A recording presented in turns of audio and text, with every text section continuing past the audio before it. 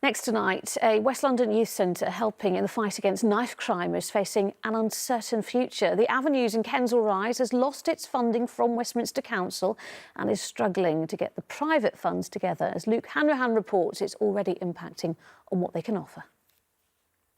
One of them died. I'm a mum and it broke my heart, and they're not even my children.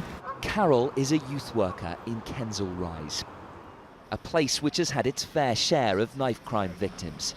Her job is to support young people, but the youth centre she works for has had its funding cut and is now only open one day a week. We've had to close a couple of our days for the seniors who are aged 13 to 19, and that's one of the key ages that all of these problems are affecting. So instead of being open on a Wednesday, Thursday and Friday evening, we're now only open on a Friday. And with regards to staff, everyone is doing 2 or 3 jobs.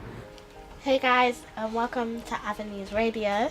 When it's open, the Avenues is one of the few places for young people to go in this part of London after school. Right now, it's struggling to stay open, forced to find its own funding. It's very challenging transitioning from an organisation that was publicly funded to an organisation that has no public funds in a very short period of time.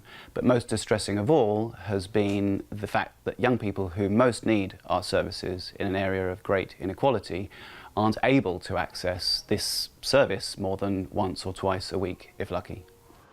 The youth centre is next to the Mozart estate, an area with a long history of social problems and gang violence.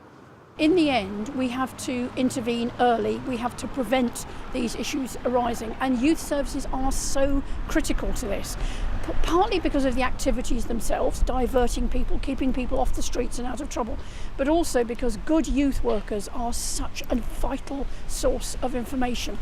Westminster City Council blames its shrinking budget, saying it had to take the difficult decision to cut funding for youth services, leaving youth centres like this one fighting for survival. Luke Hanrahan, ITV News.